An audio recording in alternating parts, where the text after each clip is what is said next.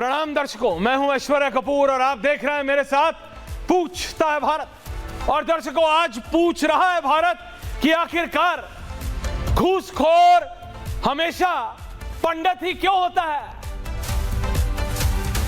हमेशा पंडित ही क्यों पोंगा होता है? सुनने में बहुत अजीब लगेगा, लेकिन हवस का भी सिर्फ पुजारी होता है। अगर जोर ना डाला जाए तो लगेगा क्या है? कैरेक्टर है और समाज है। समाज में अलग अलग प्रकार के लोग होते हैं और ऐसा नहीं कि ऐसी कहानियां निकलती नहीं, रियल टाइम की कहानियां निकलती हैं ऐसी। लेकिन अगर आप इसके डिटेल में जाएं, क्योंकगंदी आदत है मेरी, डिटेल में जाता हूं, तो जब आप डिटेल में जाते हैं तो आपको समझ आता है कि हवस का सिर्फ पुजारी होता है, पादरी नहीं, मौलवी नहीं। पोंगा भी सिर्फ पंडित होगा, ना मौलवी, ना पुजारी, ना कुछ। और अब 2026 में भी रिश्वतखोर, घूसखोर पंडित ही होगा। क्यों? क्यों?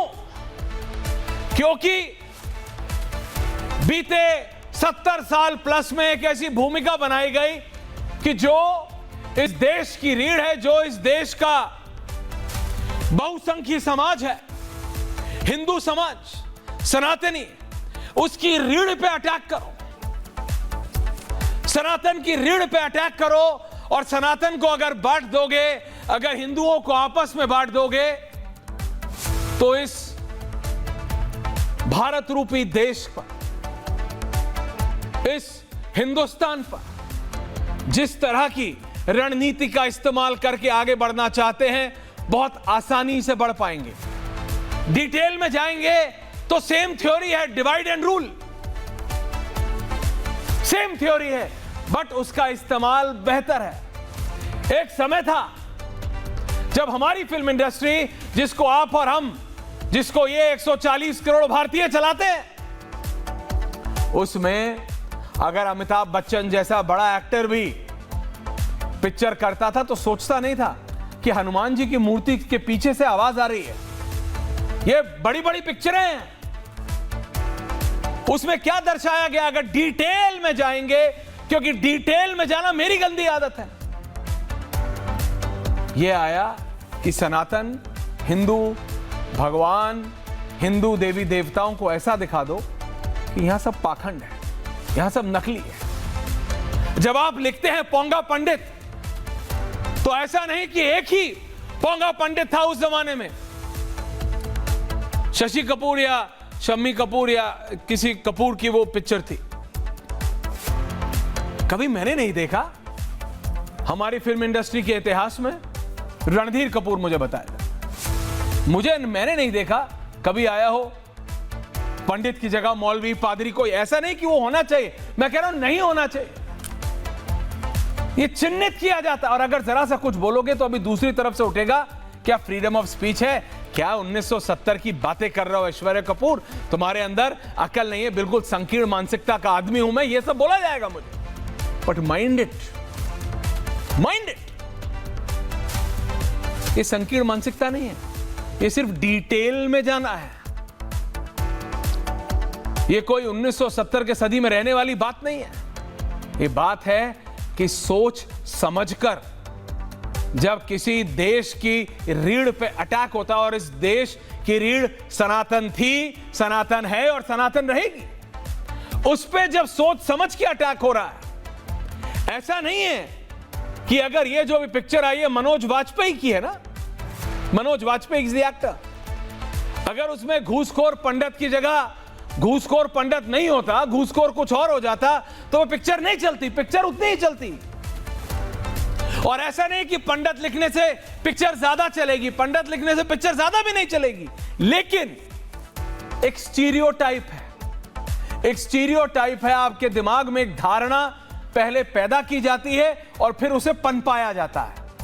यह धारणा को पैदा करके पनपाने का काम है जो पिछले 70, 75, 77 सालों से लगातार हो रहा है और अनचेक्ड गया है। बात सिर्फ इतनी है, मैं नहीं बोलूंगा पिछले 11 सालों में, पर पिछले 5-7 सालों में चेक होने लगा है, लोगों का ध्यान जाने लगा है। क्या हवस का सिर्फ पुजारी होता है? आप बताइए, आप बताइए। पुजारी, पंडित, एक समय ऐसा आ गया था, मैं बात कर रहा हूं, और जो 1985 के बाद, 85 से 95 की जिनकी पैदाइश है, 1985 से 1995 की जिनकी पैदाइश है, उनके माँ बाप, मैं बता रहा हूं, कोई अगर प्रसाद देता था तो लेते नहीं थे। क्यों? क्योंकि पिक्चरों में दिखाया प्रसाद में कुछ मिला के दे दिया, किसी ने कुछ दिखाया प्रसाद में कुछ दिखा के दे दिया। लेकिन अगर किसी और धर्म के आस्था में गए तो ठीक होके बाहर आ गए। ये पिक्चरों में दिखाया कि 10-10 मंदिरों में गए, कुछ नहीं हुआ, कुछ नहीं हुआ, तबीयत खराब होती रही, और उसके बाद एक मौलवी साहब के पास चले गए, एक पादरी साहब के पास चले गए, फटा पोस्टर, निकला हीरो। क्या हुआ? एक परसेप्शन, एक धारणा आपके दिमाग में पैदा कर दी गई और फिर उस पर पनपाया गया। जैसे एक बीज में आप पानी डालते हैं तो सालों लगते हैं उसको वृक्ष बनने में। ये वो सोच है जिसको लगातार हमारी फिल्म इंडस्ट्री पनपा रही है, लगातार। And there is a method to this madness. आज ना नासिर अब्दुल्ला ना कोई आके ये बोल सकता है कि there is no method to this madness. There is a method to this madness, और उसको जानबूझ के किया जाता है ये सब। क्योंकि दर्शकों, मैं सिर्फ इतना कह रहा हूं, आप मुझे बताइए, जो मैंने बोला और मैं दोहरा रहा हूं, क्या पंडित लिखने से मनोज वाजपेयी की पिक्चर ज्यादा चलेगी, या पंडित हटाने से पिक्चर नहीं चलेगी? पिक्चर उतनी चलेगी जितना उसको चलना है। वो कुछ लोग हैं, मैं नहीं कह रहा मनोज वाजपेयी है, मैं ये भी नहीं कह रहा कि राइटर है, लेकिन there are certain unseen powers, कुछ अदृश्य ताकतें हैं। And please don't take it, Nasir Abdullah ji आप ऐसे हाथ पैर सर सब हिलाने लगते, वो सब मत कीजिएगा।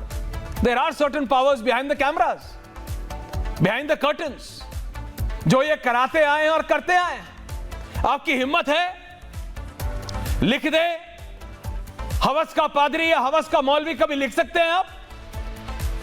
नहीं। क्यों? क्योंकि वहां डर लगता है। सनातनी है, सहिष्णु है, सब सह लेगा, ये भी सह लेगा।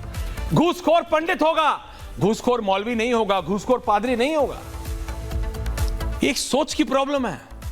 अगले 45 सेकंड में सिर्फ आप ये देखिए कि किस तरह से आपके, हमारे और 140 करोड़ हिंदुस्तानियों के दिमाग में ये कोपल बोई गई है, ये बीज बोया गया है, और उसके बाद अब ये इतना बड़ा हो गया है कि अगर एक समय ऐसा आ गया था कि अगर कोई भगवाधारी आता था तो लोग बच्चों को पीछे कर लेते थे कि देखो बच्चा चोर आया, and you can not deny this.